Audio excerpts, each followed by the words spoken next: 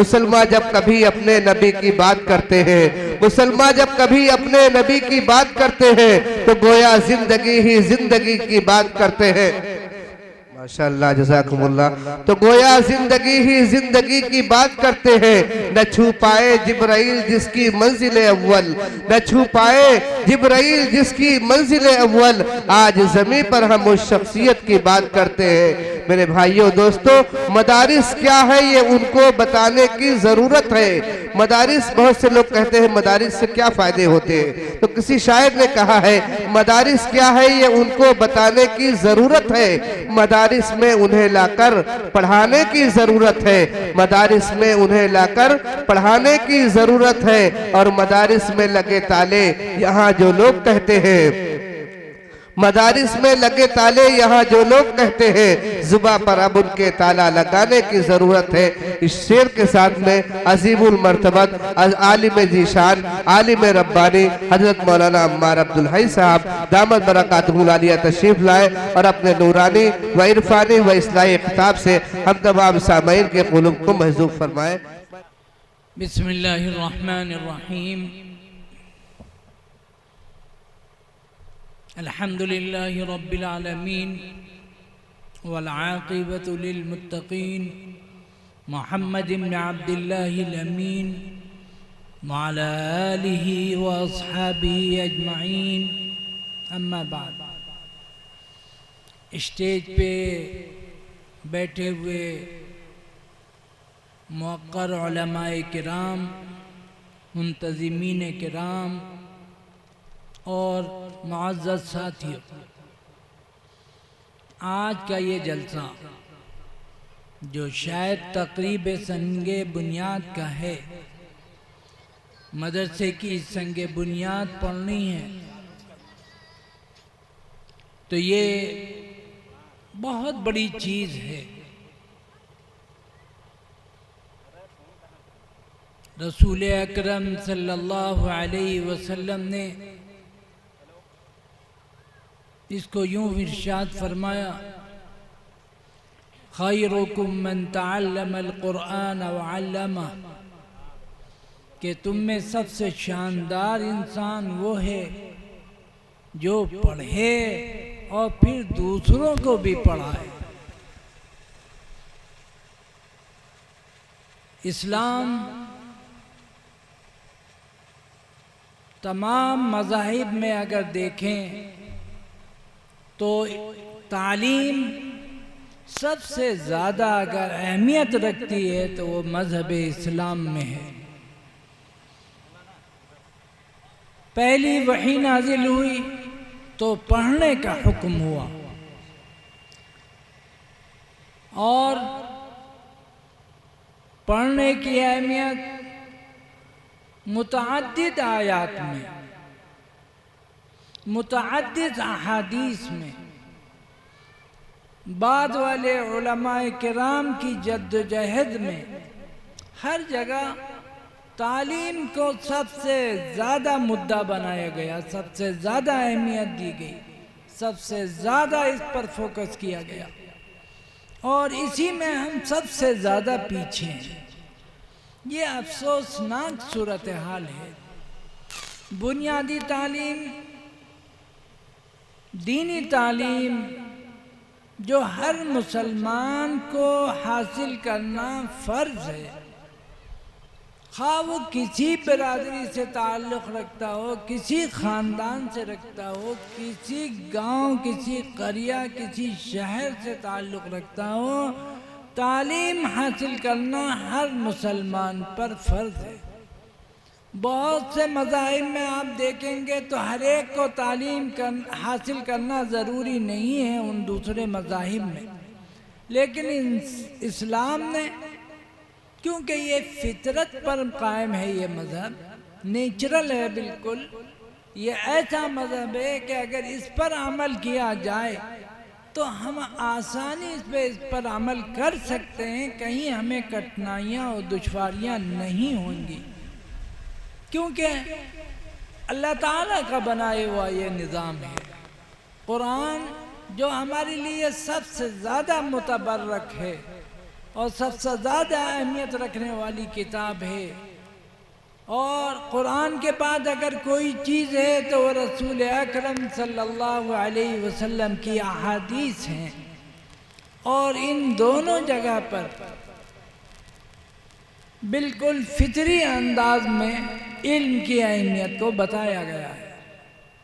اللہ تعالیٰ نے اس کائنات کو بنایا، خالق کائنات نے پھر اس کے لیے قرآن کے طور پر ہمیں دستور حیات بھی دیا، اور پھر جناب رسول اکرم صلی اللہ علیہ وسلم کو مبعوث فرما کر ہماری مزید مشکلوں کو آسان کر دیا گیا۔ تو اگر تمام پہلوؤں پر ہم غور کریں تو علم حاصل کرنا ہر مسلمان پر فرض ہے۔ اگر کوئی مسلمان علم حاصل نہیں کر رہا ہے تو وہ گنہگار ہو رہا ہے، وہ شخص گنہگار ہے جو علم حاصل نہ کرے، اور اس بچے کے گارجینز اور والدین بھی گنہگار ہیں جو اپنے بچوں کو تعلیم کی طرف نہ لے جا کر 100 200 روپے والی نوکری پر اکتفا کر رہے ہیں۔ افسوسناک صورتحال ہے، اور اللہ کیا ان سب کی پکڑ ہونی ہے جو تعلیم پر توجہ نہیں دیتے ہیں، جو اپنے بچوں کو پڑھنے لکھنے پر نہیں لگاتے ہیں۔ تو پڑھنا لکھنا یہ حد سے زیادہ ضروری ہے۔ دینی تعلیم ابتدائی یہ ہر مسلمان پر فرض ہے، کوئی شخص بھی اس سے مستثنی نہیں ہے۔ تو تعلیم پر توجہ دینا ہے، اور رسول اکرم صلی اللہ علیہ وسلم کی جو سیرت مبارکہ ہے وہ ہمارے لیے اسوہ و نمونہ ہے، ہمیں اس کو دیکھنا ہے، اور اسی کو ہی ہمیں اپنے زندگی کا سرمایہ بنانا ہے۔ آپ کے اخلاق کیسے تھے، آپ کے معاملات کیسے تھے، آپ کے پڑوسیوں کے ساتھ کیسی دوستی، کیسے ان کے حقوق کا خیال رکھنے والے ہوتے تھے، آپ اپنے اہل و عیال کے ساتھ آپ کا کیسا برتاؤ رہتا تھا، والدین کے لیے آپ کے کیا اقوال ہیں، اور دوسرے اعزاء و اقارب جو ہیں ان کے کیا بنیادی حقوق ہیں، یہ ساری چیزیں ایسی ہیں جو ہمارے لیے اسوہ و نمونہ ہیں۔ اگر ہم پاکیزہ زندگی، سکون کی زندگی اور بے فکری والی، یعنی ایک سکون والی اگر ہم زندگی چاہتے ہیں تو ہمیں رسول اکرم صلی اللہ علیہ وسلم کی معاشرتی زندگی کو اختیار کرنا ہوگا، آپ کی ہدایات پر عمل کرنا ہوگا، اور تعلیم پر، اس لیے کہ مختلف چیزیں آپ صلی اللہ علیہ وسلم نے، حضرت عمر جب اسلام لائے اور اسلامی تعلیمات وہ سیکھ رہے تھے تو اسی کے ساتھ وہ عبرانی زبان جو یہودیوں کی زبان ہے وہ بھی سیکھ رہے تھے۔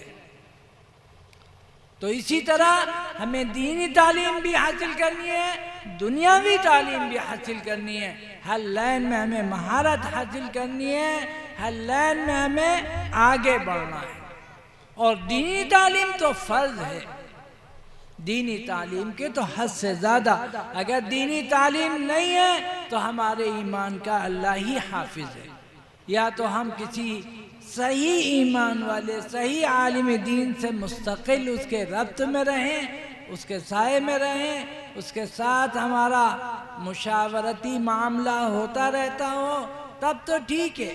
لیکن اگر ہم صرف جاہل ہیں تو پھر ہمارا اسلام کیا ہوگا؟ ہمارا اسلام صرف رسم و رواج کا نام ہوگا، جو کچھ چلا آ رہا ہے، جو چک ہمارے پرکھے چلے آ رہے ہیں، کرتے چلے آ رہے ہیں، کیا وہ غلط ہو یا صحیح ہو وہ ہم کرتے رہیں گے۔ لیکن اگر ہم علم والے ہوں گے اور سیرت رسول اکرم صلی اللہ علیہ وسلم کو پڑھ کر ہماری زندگی گزری ہوگی تو ہم صحیح اسلام پر عمل کرنے والے بنیں گے۔ اس لیے ہمارے بھائیوں، یہ بہت اہم اور ضروری چیز ہے۔ مدرسے جو ہیں یہ امت مسلمہ کے لیے حد سے زیادہ ضروری ہیں، یہ ہمارے دین کے قلعے ہیں، یہ ہمارے ایمان کی حفاظت کا ذریعہ ہیں۔ یہ مدارس وہ ہیں جنہوں نے بڑی بڑی قربانیاں دے کر، جہاں آپ اگر تاریخ اسلام کو دیکھیں گے کس طرح لوگوں نے صعوبتیں اور پریشانیاں اٹھائیں، اور کس طرح امت کی خدمت کی، کس طرح مدارس انہوں نے قائم کیے اور کس پریشانی کی حالت میں ان کو چلایا۔ ظاہر ہے یہ بڑی ذمہ داری کے کام ہیں، اللہ کے ہاں یہ بہت زیادہ پسندیدہ ہیں۔ ایک تو یہ کہ اس سے ہمارے ایمان کی حفاظت ہوتی ہے، ہماری دین کی حفاظت ہوتی ہے، صحیح اسلام پر ہم چلنے والے بنتے ہیں، اور اسی کے ساتھ ظاہر ہے کہ ہر چیز میں یہ ہمارے لیے بہت اہمیت رکھنے والی چیز ہے۔ یہ امت مسلمہ جتنے اجتماعی کام ہوتے ہیں، جیسے یہ مدارس و مکاتب، اسکول اور دوسری چیزیں ہیں، یہ امت کی معاشرے میں رہ کر اور صحیح انداز پر پوری امت مسلمہ کے تعاون ہی سے چلتے ہیں۔ کوئی تنہا نہ مدرسہ چلا سکتا ہے، نہ کوئی دوسری تنظیم چلا سکتا ہے، جب تک امت کے لوگ اس کے لیے تیار نہیں ہوں، امت کے لوگ اس کے ضلع میں مددگار نہیں ہوں، معاشرے کے لوگ اس کام میں تعاون نہ کر رہے ہوں، جب تک مدارس نہیں چلا کرتے۔